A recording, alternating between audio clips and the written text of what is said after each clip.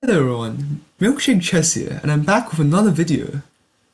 You may have realized that this is my first video in more than 3 years, and yes, a lot has changed since then. Nonetheless though, I have returned to produce more educational chess content. So the topic for today's discussion is the Old Benoni Defence, and we're going to be primarily covering it from the black's perspective. So for those who don't know, the Old Benoni Defence arises after white plays d4, and black is going to respond with c5. And if we were to take a look at the Lichess database, we can see that this response is far less common at only 6 compared to d5 and knight f6, which are the two most common responses at master level. Thus, c5 is a great option for taking the opponent out of the preparation and avoiding many popular openings that the opponent might have already studied, such as the Queen's Gambit or a London system, despite actually giving a white a slight advantage. And the plans in this opening are also very easy to understand, whilst white will have to find some slightly unintuitive counter-responses to our opening. So before we delve into the main line of the Old Benoni Defence, which is d5 by the way, let's go through some slightly more dubious but still commonly played moves at the amateur level.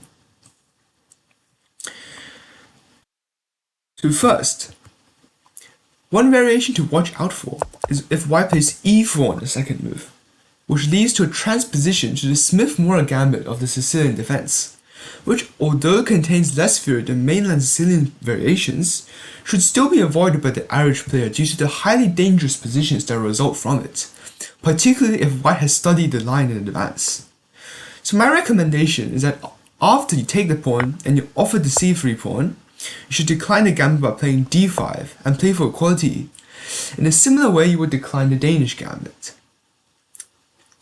Furthermore, for other responses that white can play in response to the Old Benoni, the general rule of thumb is that if you can take the pawn on d4, then you should, as this is beneficial for black since you're trading a flank pawn for the center pawn. For instance, if black plays c4 or knight f3 or knight c3, or even bishop f4, you should simply trade pawns, and you will enter the opening with a small advantage if you don't want to transpose to another opening. Now let us move on to the second most played line, which is the Benoni gambit accepted. So this occurs when white simply takes the pawn on c5. However, it's a clear mistake that allows black clear equality. Now this is because white simply gives up control of the important central squares. And the best continuation for black here is e6, which opens up the diagonal for the bishop to attack the pawn. And the correct response by white is just to give up the pawn, say by playing e4. And with perfect play, the resulting positions lead to somewhat of a Scheveningen type structure from the Sicilian. And this is similar to that, as e6 and d6 have been pushed by black, and white has pushed the e-pawn, and as well as the absence of the c-pawn and the d-pawn for black and white respectively.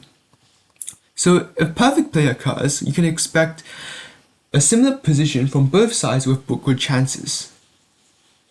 However, white can make an even larger mistake by trying to protect the c-pawn, since they're now wasting time pushing these pawns up the side of the board, whilst black is able to undermine this position as well as attack at the same time. And it soon becomes clear that black has the initiative and white can no longer afford to defend that pawn without losing so many tempi. And in the best case scenario, which is white blundering with c3, which looks like a very natural move, takes, and then queen f6, and afterwards white is simply losing the rook in the corner. And if we turn on the engine, it is simply clearly winning for black. So it's clear that there's much to gain here for white and black. Finally, we can move on to the main line of the Old Benoni, which is d5. And from here on out, we'll play knight f6 to attack the pawn, and afterwards white will play c4, which is a very common move in queen's pawn openings. And from here on out, the Old Benoni can transpose to a variety of Benoni variations.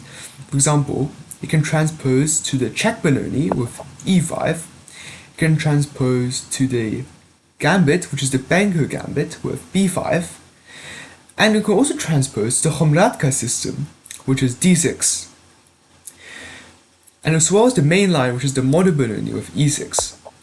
However, considering the scope of this video, I'll only be having an overview of the modern Benoni since it is considered to the engine objectively the best for black. So after playing e6, black will then attempt to trade off the central pawns like this, and after playing d6 we will achieve the distinctive Benoni structure. And as I said in the introduction, the moves that both sides have in the Benoni are very intuitive and easy to find, even if you forget some of the lines. But generally, black wants to fianchetto his light squared bishop, which points towards the queen side, and start a pawn storm in the near future, which usually starts with a6, then b5. However, this may need some preparation, such as queen d2 or queen e1 if white decides to try to stop us. And on the other hand, because we have a fianchetto structure on the king side, white may attempt to expand the center or start a pawn storm of their own, which is how you usually attack the fianchetto. And this stays true to the nature of the Benoni, which is to create complex counterattacking opportunities for both players. So, to summarize, on move 2, after d4, black will play a pawn on c5, which will offer the pawn.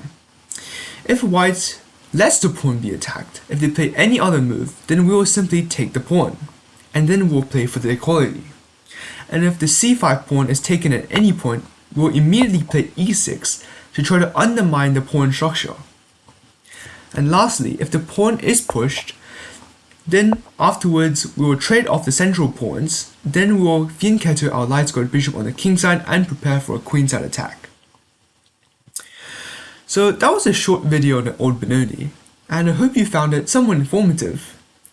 And I may or may not post again in the distant future, so stay tuned for the next video.